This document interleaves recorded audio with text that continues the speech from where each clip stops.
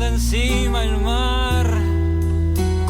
Aquí en el 98.7 estamos poniendo la mañana en camino. Lo hacemos con el secretario general de COFE, presidente del INAU, integrante del secretariado ejecutivo del PIT-CNT. Acá, Joselo López. SEA Portones, 2 años de garantía y 3 controles remotos inviolables. Service los 365 días del año. SEA Portones, 2-601-2611. seaportones.com. Bueno, Joselo, ya estamos saludados. A propósito de lo que leía recién acerca del INISA, cito textual el título del país: rendición de cuentas, el INISA con las manos atadas y sin recursos. Bueno, les recuerdo a todos que el INISA es el Instituto Nacional de Inclusión Social Adolescente, ¿verdad? Ex CIRPA, ¿no? Hay tantos ex. Sí, hay muchos ex. Hay que hacer mucha memoria con los ex CIRPA, lo tenía bien. Lo cierto es que este es un reclamo que, a juzgar por la crónica periodística, hace la directora Fulco. Lo cierto también es que el sindicato con la directora Fulco han tenido mala relación desde el día 1, día 2, día 3, no sé. En todo caso, en este tema, ese desencuentro o mala relación, vos elegirás el término más adecuado, ¿también se hace sentir o en efecto lo que dice Fulco es cierto y es real?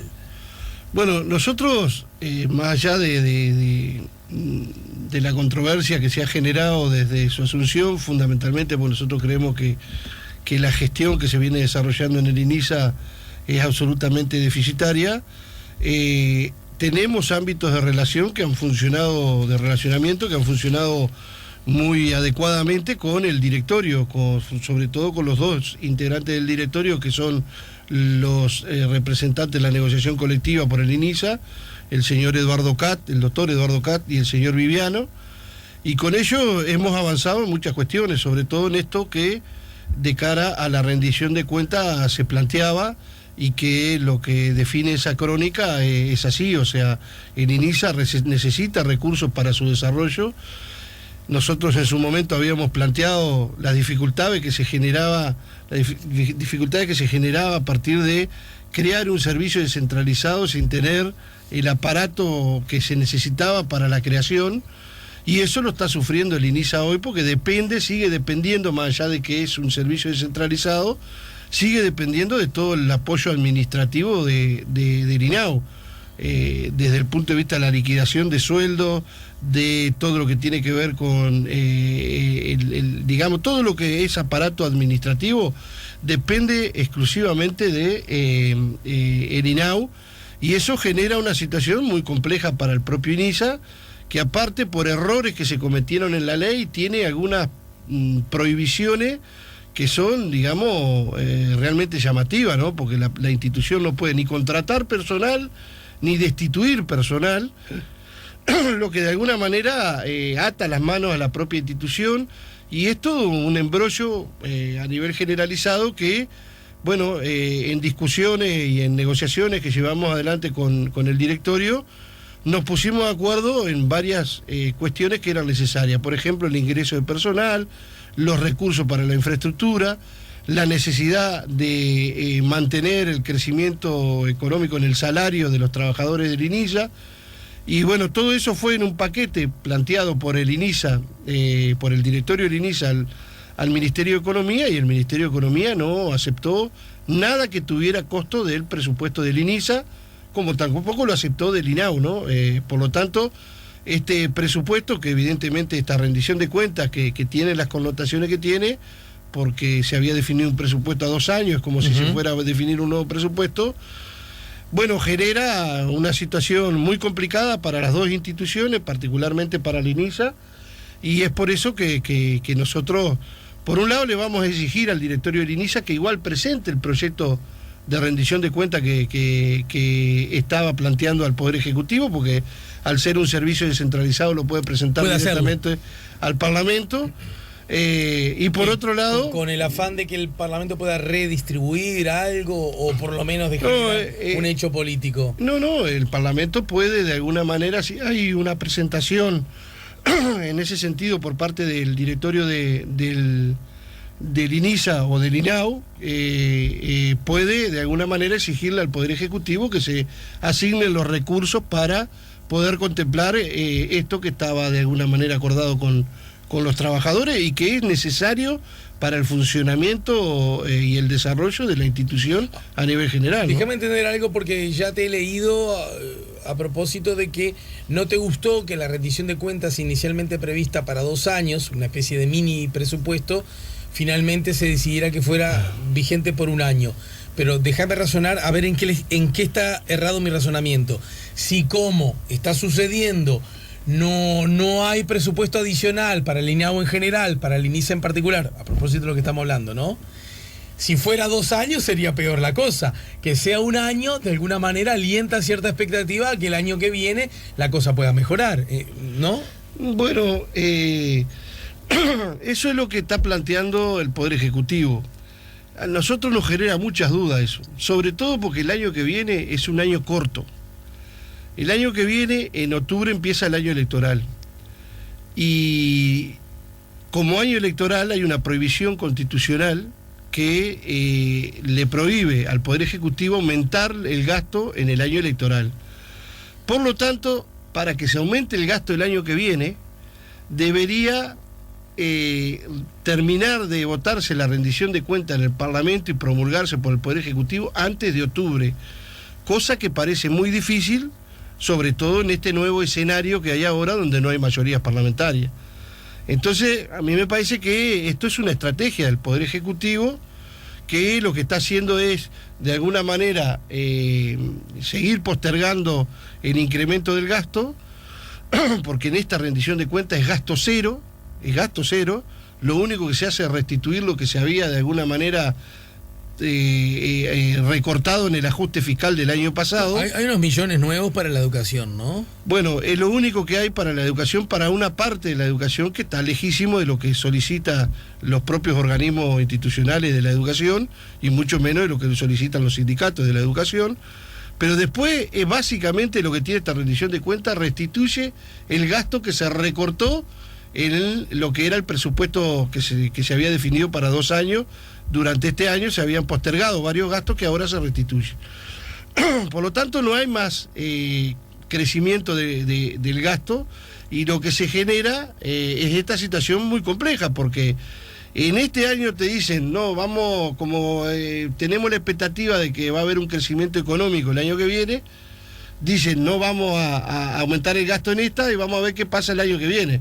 Pero el año que viene está esa situación que es muy complicada y que puede llevar a que tampoco haya aumento del gasto y que en definitiva el gasto quede congelado hasta el final del periodo. ¿Vos tenés la convicción de que si esto no se logra ahora, conforme pasen los meses va a ser más difícil de lograr? Sí, sin duda tenemos esa convicción, sobre todo porque ahora salió un informe del Banco Central de que el crecimiento económico de esta parte del año fue muy superior a lo que las propias expectativas del gobierno habían creado. Por lo tanto, ¿por qué, hermano, si estamos creciendo más y mejor de lo que se pensaba, porque no públicos y privados, es decir, analistas privados y en las propias observaciones del gobierno, ¿por qué no lo hacemos ahora? Exactamente, eso es lo que nosotros estamos planteando. O sea, ahora ya estamos hablando a nivel de COFE, ¿no? Porque está en ese a nivel general de toda la rendición de cuentas, que no solo involucra a la Administración Central y Servicios Descentralizados, que es lo que representa COFE, sino que involucra al resto de los organismos del Estado, ¿no? La enseñanza, el Poder Judicial, bueno, ahí, por supuesto que está claro que si no hay, que era lo que planteaba el PICNT, no hay aportes del capital, porque el ajuste se hizo con el trabajo, el ajuste fiscal vino directamente al IRPF que paga el trabajo y al recorte de los gastos sociales, con eso el gobierno equilibró sus cuentas. Nosotros lo que decíamos es que tiene que haber un aporte del capital y sobre todo en algunas áreas donde el capital no aporta nada y debiera tener, digamos, algún tipo de impuesto, como por ejemplo en el patrimonio. Entonces, en ese marco de situación se podrían haber generado mayores recursos que permitieran de alguna manera hacer frente a lo que el propio gobierno prometió en su campaña, porque los incrementos o los planteos para una mejor salud, para, digamos, todo lo que tiene que ver con la vivienda, para el Plan Nacional de Cuidado, que se suponía que iba a ser el buque insignia y que el año pasado le manotearon prácticamente todos los recursos y que ahora lo que hacen es completarle esos recursos que le habían sacado y no le dan un mango más al plan de cuidados cuando parecía ser el buque insignia de este gobierno, y ni que hablar de la educación. Y después todo lo que tiene que ver con los aspectos salariales, ¿no? Nosotros... Pero a ver, por ejemplo, tirás lo de la educación, ya lo hablé bastante igual la semana pasada con profesores y maestros, pero ya que está arriba de la mesa, pero según el gobierno estamos llegando al 5% del PBI. Es insuficiente con relación al 6%. También parece ser un paso bastante grande y señalado, con el 3 y poco que teníamos algún tiempo atrás, que incluso los sindicatos, recuerdo que reivindicaban el 4,5 y hasta una propuesta de iniciativa de reforma constitucional para que se incluyera en la Constitución. Bueno, ese 4,5 ya ha superado. Quiero decir, ¿no advierten ustedes en esa dirección como cierto avance que evidencia cierta voluntad política y que, te diría al gobernante, a veces se puede a un ritmo más acelerado y a veces no se puede a ese ritmo acelerado? ¿De dónde nace esa, uno lo percibe, desconfianza que ustedes tienen? De los compromisos asumidos por el propio Poder Ejecutivo y por la fuerza política que está en el gobierno, que se comprometió a eso en su campaña electoral. Los que nosotros decimos, ¿no está yendo hacia eso? Bueno, José, pero está yendo demasiado lento, está yendo con el freno de mano puesto, cuando en realidad si se hicieran cosas que se plantean por parte de los propios sindicatos de la enseñanza, del PICNT, en ese sentido, se podría ir a un ritmo más acelerado, porque pasar del 4,9 al 5,03, creo que es lo que se llegaría ahora, realmente es insuficiente, que no completa ni siquiera, digamos, la creación de los cargos que se necesitan para el desarrollo de la enseñanza en el nivel que la propia institucionalidad de la enseñanza lo está pidiendo, que es por debajo de lo que piden los sindicatos. Entonces, en ese marco, nosotros creemos que si el gobierno, de la misma manera que fue muy concreto a la hora de sacar recursos desde el trabajo, aumentando las franjas del IRPF, a los salarios más altos, ¿no? A los salarios más altos, sí, pero lo que decía el gobierno... Hubo un cambio en ese aspecto. Sí, hubo una primera iniciativa... Un cambio que lo impulsó el propio movimiento sindical y que nosotros saludamos, pero lo cierto es que, en definitiva, el impuesto fue al trabajo y los recortes sociales del gasto social que estaban previstos en el presupuesto. Nosotros creemos que de alguna manera también se puede ir por el lado de aquellos que más tienen, que se la han llevado en contenedores, no en balde. Es la hora de que puedan aportar algo más para recursos. ¿Quiénes serían esos? Bueno, el gran capital, ¿no? Gran capital, sobre todo en el impuesto al patrimonio. Porque acá muchas veces se dice, no, si se le pone impuesto al capital, el capital se va. No, en el patrimonio es lo que está tangente y constante en nuestro país. Y esos mitos de que el capital se va, depende, eso la verdad que científicamente no está muy comprobado eso. Es como lo mismo que se decía antes, que si había aumentos salariales, crecía la inflación. Bueno, ha habido un crecimiento salarial constante y sin embargo la inflación ha decrecido. Por lo tanto, me parece que hay... Algunos dicen que por otro sector, por otros factores, ¿no? La baja del dólar ha sido... Sí, la baja del dólar que también se sostiene... La inflación está sumada de muchos vectores. La baja del dólar que se sostiene en función de utilizar las reservas, que nosotros creemos que las reservas se podrían utilizar, parte de la reserva, para otras cosas que generarían, digamos, más puestos de trabajo en un momento donde el desempleo está en crecimiento, digamos. Usar la reserva para generar... No lo digo yo, lo dice el PICNT, lo dice el Instituto Cuesta Duarte.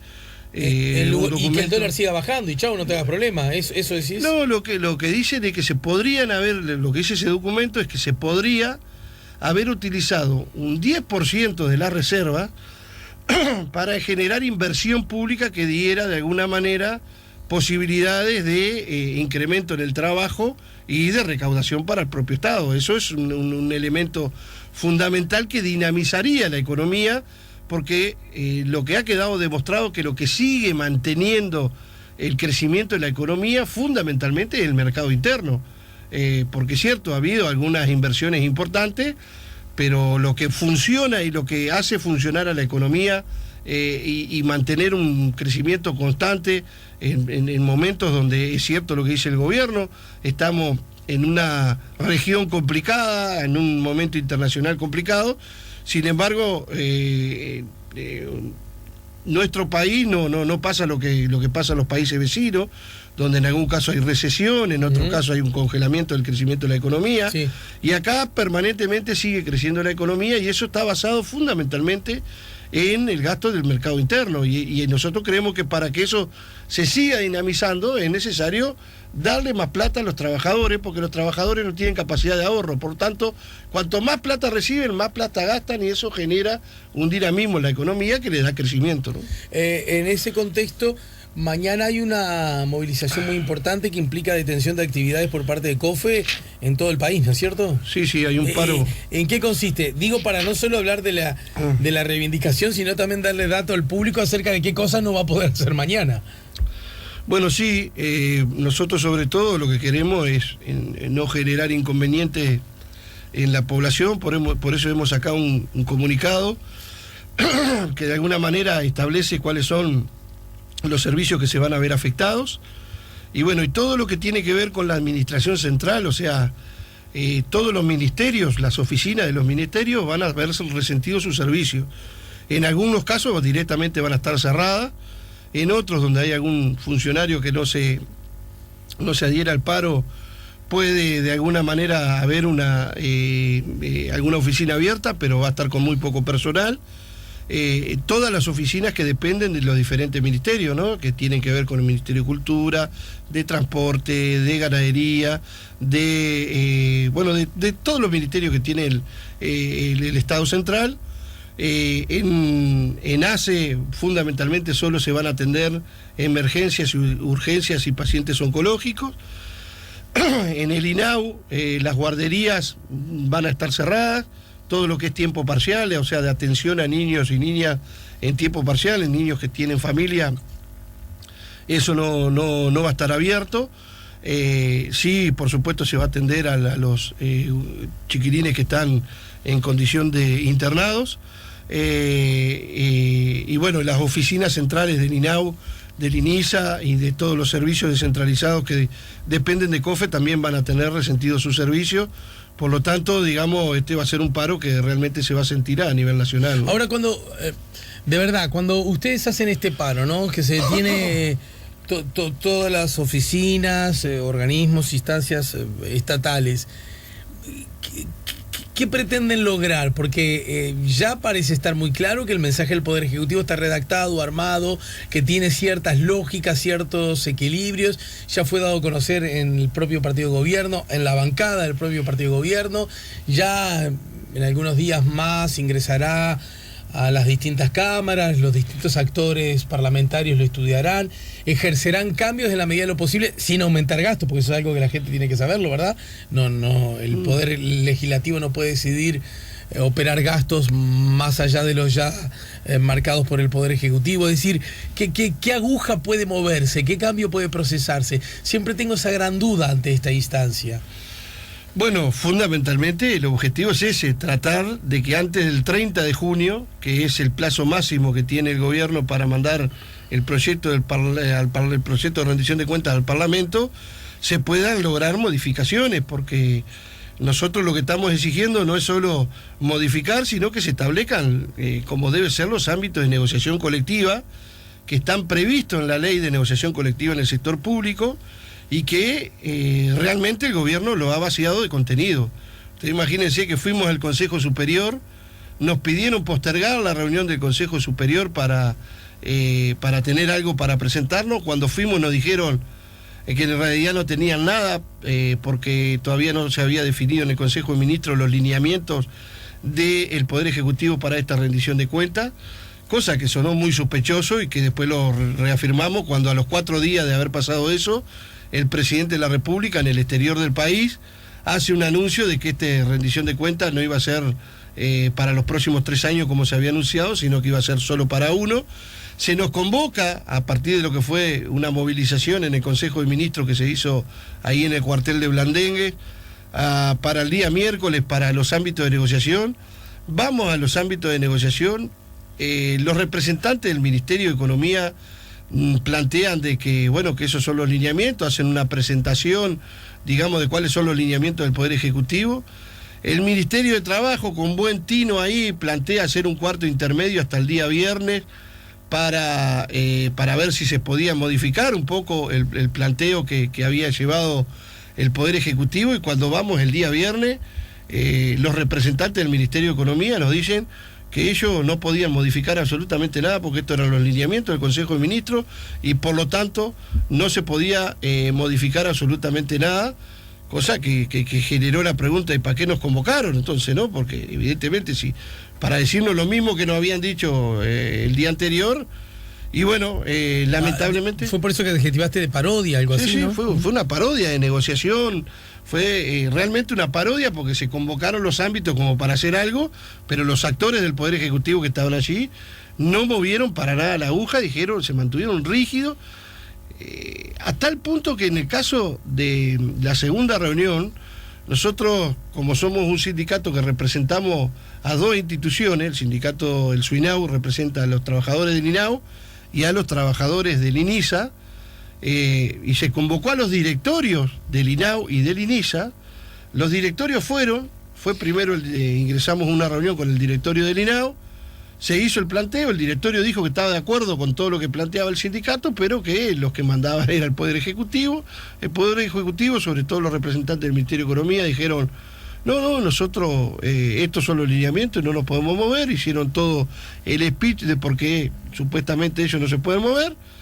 Salimos de esa reunión que se terminó media acalorada, entramos nuevamente con el directorio del INISA y el desparpajo de los representantes del Ministerio de Economía dijeron: y otra vez nos van a decir todo lo mismo que dijimos en la reunión anterior. Realmente no terminó mal esa reunión porque... Pero pudo haberlo hecho. Para, la gente del gobierno les dijo... La gente del gobierno dice: otra vez nos van a hacer decir lo mismo, como molesto porque estaban convocados los directorios. A ver si me pongo en tus botas. Vos decís, No, yo no estaba, si no, no hubiera terminado como terminó esa reunión. Pero es una falta de respeto. Es una falta de respeto que te digan. A ver, me quiero poner justamente, a ver si interpreto la ilustración del hecho. Resulta que yo veo una reunión convocada por vos, reunión en la que me llamás para decirme que la reunión no va a servir de nada porque no hay cambio posible, ¿no? Exactamente. Después, porque corresponde, porque son dos organismos distintos, pasan otros de mis compañeros, algunos de los cuales son los mismos, ¿no? Exactamente.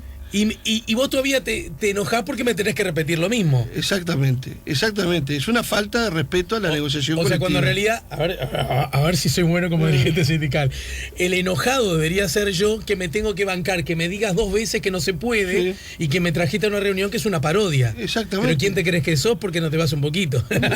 Bueno, sí, no, por supuesto que en los marcos...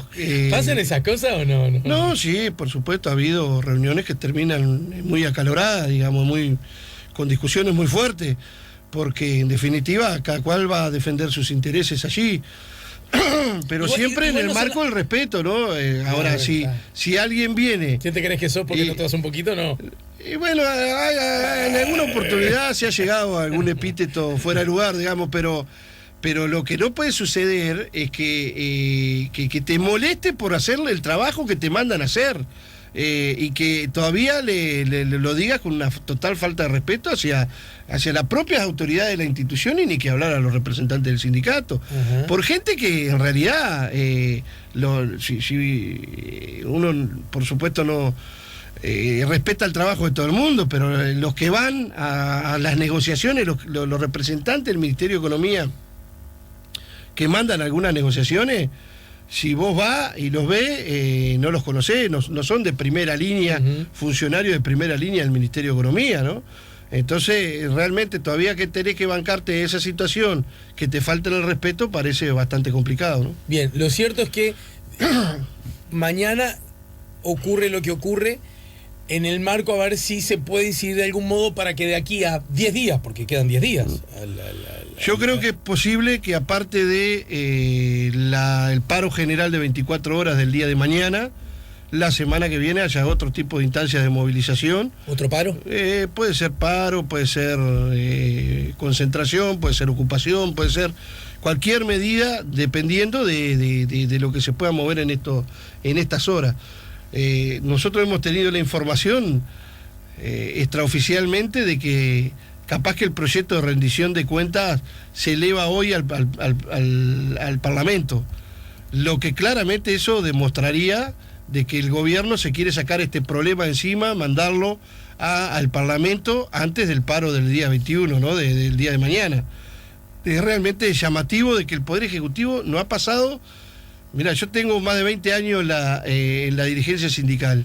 Creo que en 2 oportunidades se planteó, se ingresó el proyecto de rendición de cuentas antes del último día al Parlamento. Que no caiga sobre la hora, digamos. Que normalmente pasa eso. Es más, me acuerdo alguna anécdota concreta de que atrasaron el reloj del Parlamento porque no llegaban en algún momento con la rendición de cuentas en tiempo y forma, y bueno, y lo hicieron sobre la hora. Y es lo que pasa normalmente. Ahora se anuncia de que hasta podría estar mandándose hoy, o sea, antes del paro general del día de mañana, para de alguna manera generar un o sea, para político, que me ¿no? quede claro, con relación a este tema no hay instancia de negociación o intercambio hoy día funcionando. Bueno, sí sé que hay una con los compañeros de la educación que está funcionando a partir de hoy a las 10 de la mañana. Sí, bueno, el paro... Hay una movilización, hay una negociación y una movilización, pero por los trabajadores, por el tema de la educación concretamente. Por el resto de los sectores no hay ninguna instancia convocada de negociación. Bien, y esto con relación a este tema, pero hay otros asuntos arriba de la mesa sobre los cuales me gustaría conversar 20 segundos con vos, y tiene que ver con... COFE pide la lupa de la OIT sobre negociación colectiva pública. ¿Me podés ilustrar de qué estamos hablando? Y otro tema sobre el cual quiero conocer tu opinión, ya como integrante del Ejecutivo, del Secretario Ejecutivo del PCNT, tiene que ver con la declaración de esencialidad emitida por el gobierno a propósito de los combustibles que tanto malestar provocó en la central obrera. ¿Lo vemos luego de esta pausa? ¿Cómo no? Ya volvemos con La Mañana en Camino. Y aunque el pito trastornó, Acá en el 98.7, último tramo de la charla con Joselo López. Bueno, Joselo, ¿qué es eso de la OIT? Lo digo porque suena un poco extraño, porque hasta hace poco la gran lucha que tenía el gobierno y también el PCNT era tratar de desactivar la queja que ante la OIT ponían los empresarios, ¿no? Y ahora resulta que ¿son ustedes los trabajadores del Estado los que amenazan con ir a golpear la puerta de la OIT? Sí, hay una resolución de la... ¿En alianza con los patrones, entonces? No, nada que ver. Son dos cosas muy diferentes. Jamás se las pregunto. Sí. Son dos cosas muy diferentes. Porque nosotros lo que queremos hacer es defender la ley, no atacar la ley. Y lo que queremos es que se cumpla la ley. Los patrones lo que están planteando es que se modifique la ley. Y nosotros lo que creemos es que se profundice lo que dice la ley de negociación colectiva en el sector público, relacionado a todo lo que tiene que ver con la negociación colectiva. La mesa representativa del PCNT lo que planteó ante el decreto de esencialidad que se aplicó de manera absolutamente ilegal, que ya no es la primera vez que lo hace el gobierno, el decreto de esencialidad lo que plantea básicamente es que por medidas sindicales no se puedan afectar todas aquellas cuestiones que atenten contra la salud, contra la vida y contra la seguridad en el país.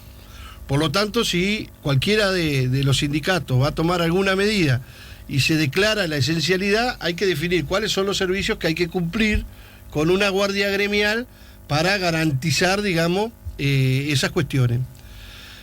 O sea, todo aquello que pueda atentar contra la vida, la seguridad y la salud.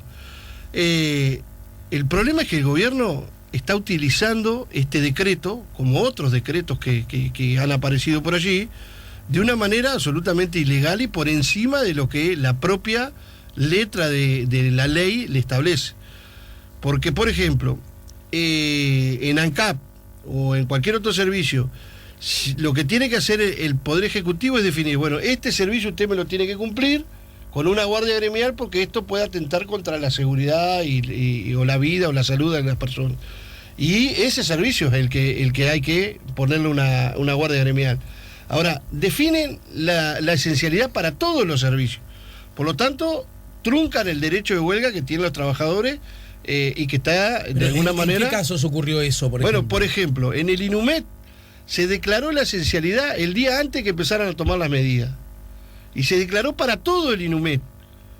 para todo el INUMED, hasta los porteros se declararon esenciales. Una cosa absolutamente fuera de A ver lugar. si te sigo el razonamiento. Aún entendiendo que haya acciones, responsabilidades, zonas del trabajo del INUMED que pueden ser importantes para la seguridad, salud, según el caso, ¿verdad? Aún admitiendo eso, que hasta pienso que puede ser hasta discutible, pero en todo caso, aún admitiéndolo, vos decís, para demostrar el supuesto absurdo en el caso del INUMED, el problema básicamente se refiere, digamos, a los temas vinculados a los pronósticos que tienen que dar para los vuelos, para todo el tema de la aeronáutica. En ese caso, los compañeros del INUMED tenían el trabajador apostado en la con guardia gremial en el lugar donde debía estar, pero lo que dijeron es, solo vamos a dar cobertura a aquellos vuelos que sean sanitarios o que estén en vuelo y en tránsito para acá, pero no le vamos a dar los pronósticos a los vuelos comerciales que van a salir por el espacio de 2 horas. Bueno, eso generó el decreto de esencialidad del gobierno, porque la presión que generan las empresas aeronáuticas a nivel internacional, llevaron a que se tomara una decisión de esta característica, cuando desde el punto de vista de lo que establece la normativa, los trabajadores habían cumplido y habían avisado con 72 horas de anticipación a todos los organismos internacionales que hay que avisarle que va a haber una medida gremial. No entendí. Como pasa en cualquier otro país del mundo cuando hay una medida. Lo de las 2 horas no entendí, Joselo.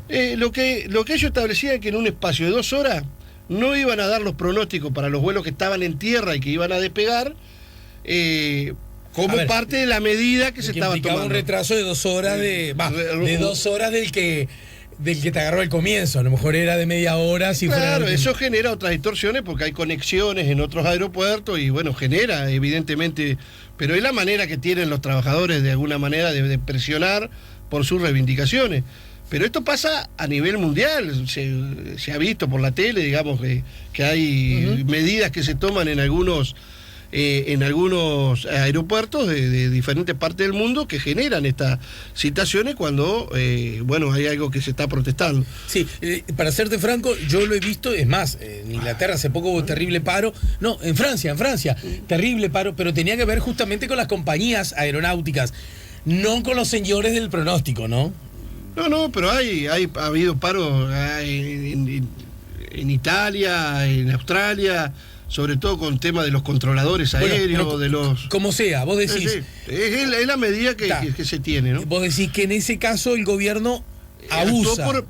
Acá, en el caso de ANCAP, por ejemplo, hubo un paro de 24 horas, donde los servicios con guardia gremial se habían cubierto. Pero el decreto de esencialidad es porque no hacían las horas extras que estaban establecidas. Y se generó una situación que en realidad el desabastecimiento que dijo el gobierno que se podía llegar a dar no fue producto de las medidas que habían tomado los trabajadores de ANCAP, sino de que los patrones, los del transporte de carga, básicamente definieron que como el paro había sido el viernes y el sábado ellos no trabajaban, no iban a cargar combustible el sábado, y eso generó el desabastecimiento, cosa que se quedó totalmente demostrada este sábado. Como el lunes era feriado, ellos sí fueron a cargar el sábado, pero no cargaron el lunes. Entonces, claramente acá hubo toda una componenda que llevó a que el gobierno tomara una decisión para nosotros absolutamente desproporcionada, como es el decreto de esencialidad, y por eso creemos que es necesario que la OIT arbitre de alguna manera en este tema. Entonces, lo que estamos planteando, lo que plantearon los compañeros que estuvieron en la última conferencia ya, en función de este acuerdo que se había hecho con las cámaras empresariales, de que para que no presentaran la queja que ellos iban a presentar, viniera una misión de la OIT a instalarse acá en nuestro país para abordar ese tema de la negociación colectiva en el sector privado. Nosotros lo que estamos exigiendo es que la OIT venga, cuando venga acá la misión esa, también aborde la negociación colectiva en el sector público y de alguna manera podamos avanzar en la concreción de lo que nosotros seguimos planteando, que es un avance, un avance sustancial, pero queremos que se cumpla como está establecido en la propia ley, que es de alguna manera profundizar la ley de negociación colectiva en el sector público. Pero entonces, esa posibilidad de elevar esta queja, o como se le quiera decir, ante la OIT, aún está vigente. Entonces... Está vigente, sí, está vigente. De hecho, los compañeros que estuvieron allá ya lo plantearon en la Comisión de Normas de la OIT. En todo caso, después se puede ampliar mediante un escrito con los fundamentos de lo que de alguna manera se está planteando en relación a esta situación. Pero también está esa posibilidad de que cuando venga la misión de la OIT acá a Uruguay, bueno, se establezcan negociaciones con los sindicatos públicos y el Poder Ejecutivo para profundizar, digamos, la negociación colectiva en el sector público. Es porque ustedes entienden entonces que con relación a la esencialidad, el gobierno la usa... No solo la esencialidad, ¿no? Porque en el sector quiero que público, me quede claro, no es solo la esencialidad. En el sector público... Tenemos un decreto de esencialidad que viene en la época de Pacheco Areco, que es este que se aplica ahora. Tenemos un decreto de contra las ocupaciones, que bueno, que también lo definió el primer gobierno de Tabaré Vázquez. Tenemos un decreto para sancionar las medidas sindicales, que es el decreto 401, un decreto que para nosotros también es absolutamente ilegal y que sanciona, le da potestad al Poder Ejecutivo de sancionar las medidas, de sancionar con descuentos económicos las medidas sindicales por encima de las horas de paro, y tenemos ahora un decreto antipiquete. Entonces, no nos parece que sea la manera de que hay que regular las relaciones laborales mediante decretos del Poder Ejecutivo. En ese sentido, y mucho más cuando un gobierno que se dice de izquierda o se dice progresista establece ese tipo de mecanismos, porque le levanta centro después a las cámaras empresariales, a los patrones, para en definitiva avanzar en la misma línea de lo que propone el gobierno para sus trabajadores, ¿no? Cuando vos decís un gobierno que se dice de izquierda, que se dice progresista, etcétera, en todo caso, aún advirtiendo esto que vos señalás, ¿no advertís otras cosas que en efecto el gobierno luce como un gobierno de izquierda y progresista, y que sí. La negociación colectiva mediante la posibilidad por de ejemplo, pero es que uno normalmente cuando viene a este tipo de entrevistas, esto nos critica mucho el gobierno, ¿no? Cuando están en este tipo de entrevistas, normalmente creo que la gran mayoría de los actores que están en estas situaciones, lo que vienen a plantear son las dificultades que tienen, sí. No los avances que... Nosotros, por supuesto, que reconocemos una cantidad de avances. Por ejemplo, la ley de negociación colectiva en el sector público es un avance sustancial que se definió a partir de los gobiernos del Frente Amplio. Antes el sector público no teníamos negociación colectiva con los partidos tradicionales. Ahora, si la ponemos y después no la aplicamos, evidentemente lo que queremos es que se aplique. Por supuesto que hemos tenido muchos avances y un crecimiento importante de los salarios a nivel general por diferentes convenios colectivos que hemos tenido a nivel salarial. Pero sí, partíamos de muy abajo. Vos imaginate que nosotros ahora, en el INAU, estamos reclamando que se mantenga el convenio salarial que teníamos, que es de un 3,5% por encima de la inflación. El gobierno nos dice que no. Nosotros tuvimos un crecimiento importantísimo de nuestro salario. El tema es que era no sumergido, era subterráneo el salario de los trabajadores del INAU y del INISA. El sueldo de ingreso para un trabajador del INAU y del INISA hoy anda en el entorno de los 20.000 pesos nominales, o sea que en la mano es menos. Entonces, por supuesto que queremos que el salario vaya acompañando el crecimiento que hemos tenido en los últimos años, porque realmente para nosotros es fundamental eso, y así te lo puedo desarrollar a lo largo y ancho de la administración. Ha habido, sobre todo en materia de leyes sociales, de lo que es la agenda social, importantes avances con estos gobiernos. Ahora, sí, lo aplaudimos, lo reconocemos, pero vamos a pelear por más, porque esa es la razón de ser del sindicato, y lo que a nosotros nos llama la atención es que siempre cuando hay que hacer un ajuste, se ataque para el lado del trabajo y no para el lado del gran capital. Y al gran capital se le siguen con exoneraciones tributarias que son realmente brutales. Vos imaginate que solo en exoneración tributaria de algunas empresas se podría triplicar el presupuesto del Ministerio de Desarrollo Social. Entonces, si habrá manera de poder pedirle a los que más tienen, lo que decía el gobierno en su campaña electoral, lo que decía la fuerza política, que pague más el que tiene más, no que gana más, que pague más el que tiene más. Y eso es lo que nosotros de alguna manera queremos que se establezca para poder hacer una redistribución de la riqueza más equitativa en nuestro país. Y ya en el último tramo, PIT-CNT, fallo judicial, confirma que estafa el plan de vivienda sindical, fue un asunto de empresas y excluye a la central. Este es el título que publicó diario El Observador. Procesaron con prisión a gestor del plan que estafó a empresas constructores por una cifra superior a los $600.000. ¿Algún comentario al respecto? Bueno, lo que dice ahí, que hasta ahora la justicia ha determinado claramente que los responsables son privados y no es la central sindical. Por lo tanto, es lo que viene sosteniendo el PIT-CNT desde hace mucho tiempo, y que evidentemente esto ha generado una situación muy complicada, sobre todo por el manejo mediático que se ha hecho de todo esto, que ha generado, digamos, un descremiento en la herramienta sindical, pero que ahora la justicia, por lo menos hasta ahora... Que hay una especie de alivio entonces en el sentido... Y lo que ha demostrado la justicia hasta ahora de que la responsabilidad de todo lo que pasó en el plan de vivienda sindical con el tema de la estafa fundamentalmente tiene que ver con privado y no con la central sindical. Ajá, pero la central sindical de alguna manera, quizás engañada en su buena fe, no ambientó que ese estafador usara su nombre. Hubo errores, eso siempre se reconoció claramente. Había un documento que tenía la firma de un compañero del PIT-CNT y del sello del logo del PIT-CNT, pero que no estaba autorizado por los organismos del PIT-CNT. Juan Castillo, ¿de ese documento estamos hablando? No, de otro compañero que me parece que no viene al caso nombrarlo,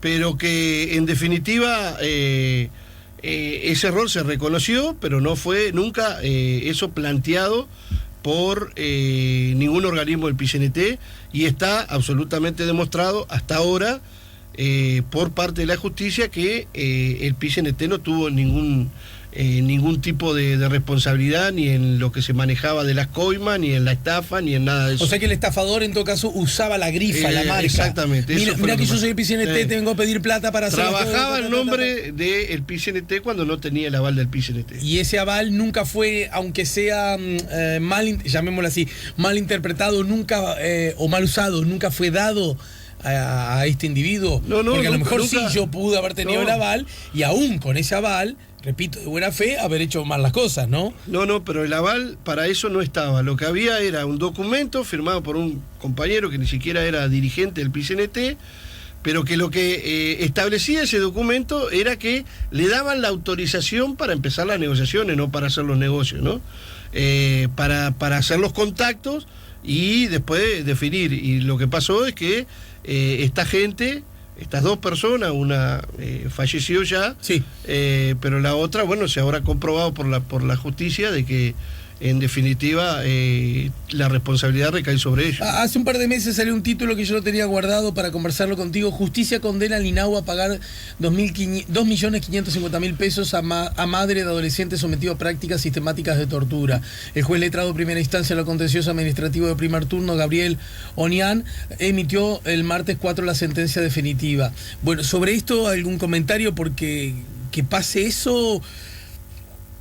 ¿Qué comentario te despierta? Ya no la acción judicial, ¿no? Lo digo por el antecedente aquel del cual fuiste sobreseído y sobre el cual hablamos acá en la mañana en camino, me consta, porque cuando pasó el incidente, hablaste ante este micrófono, yo te cité, pero cuando fuiste sobreseído, también te cité. Cierto, sí. para que pudieras hablar ante este micrófono, ¿no? No sé, este es un fallo de la justicia que como tal hay que respetarlo. Creo que también hay apelaciones en ese sentido. Y ahí me parece que los que tienen que responder básicamente son las autoridades de la institución, porque también hay algunas cuestiones que llaman un poco la atención, no sé si en este caso en particular, porque hay varios reclamos, sí, hay varios, de que la justicia actuó y entendió de que los funcionarios implicados no les cabía responsabilidad sobre algunos hechos, y después la propia justicia le obliga a la administración a indemnizar a los familiares de gurises que estuvieron en privación de libertad, y que en algunos de esos casos tampoco los familiares se habían preocupado mucho antes por estos chiquilines. Pero bueno, es un tema judicial y hay que respetarlo como tal. y eso lo maneja la administración o el sindicato, ¿no? No, la pregunta es, vos como dirigente del sindicato, como autoridad del sindicato, ¿en qué medida, ya sea por aquel famoso asunto de las imágenes o esta idea que cada tanto circula de que pueden los muchachos ser víctimas de malos tratos en un contexto fuera de la norma, ¿no? Fuera de cualquier consideración admisible? En ese sentido, ustedes, los trabajadores del ENAU, los que ponen los pies sobre las brasas calientes, nadie, yo por lo menos no estoy idealizando el trabajo, ¿verdad? Pero aún así hay normas y contextos. En ese asunto, ¿cómo se están desempeñando? Claramente lo hemos dicho en muchas oportunidades. Dentro de la privación de libertad ha habido funcionarios que se han manejado como corresponde, que son la infinita mayoría, y hay otros que han cometido excesos y algunos comprobadamente delitos en función de la responsabilidad que tienen en la custodia de los jóvenes que están en privación de libertad.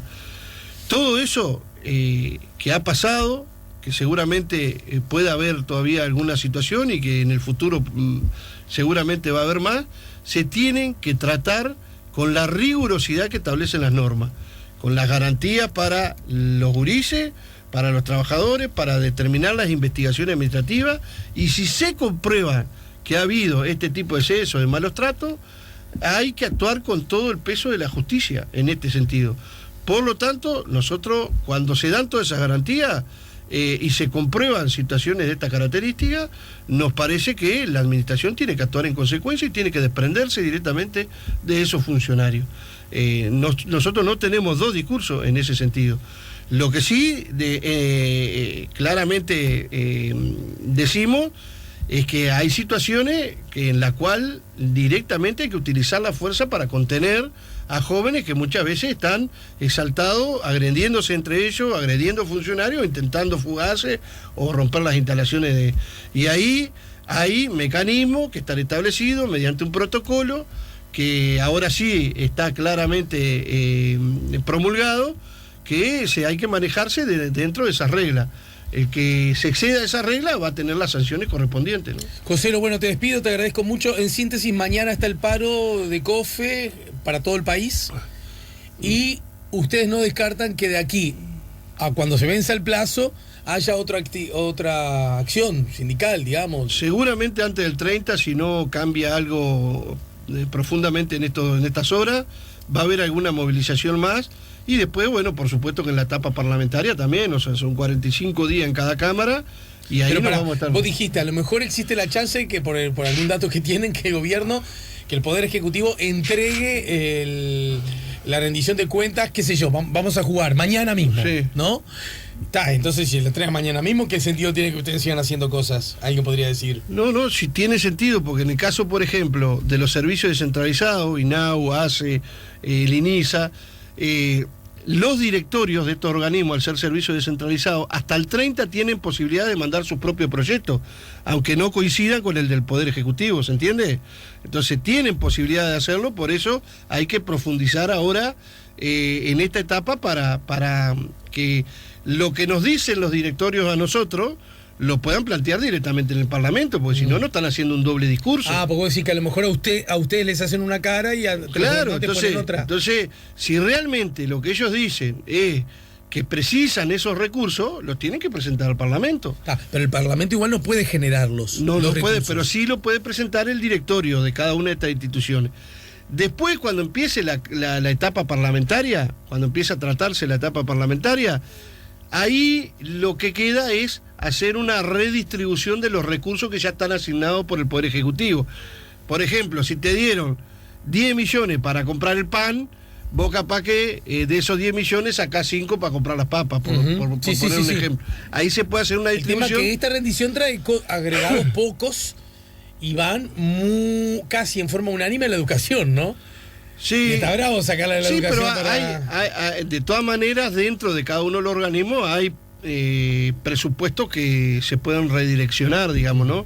Hay presupuestos asignados que se pueden redireccionar para poder contemplar otras cosas que sean de mayor necesidad. Joselo López, gracias por el tiempo, la seguimos más temprano que tarde, ¿sí? Bueno, un gustazo haber estado acá. Señores, ya se viene Álvaro El Curia en su columna Los psicólogos no sirven para nada. SEA Portones. 2 años de garantía y 3 controles remotos inviolables. Service los 365 días del año. SEA Portones. 2-601-2611. seaportones.com.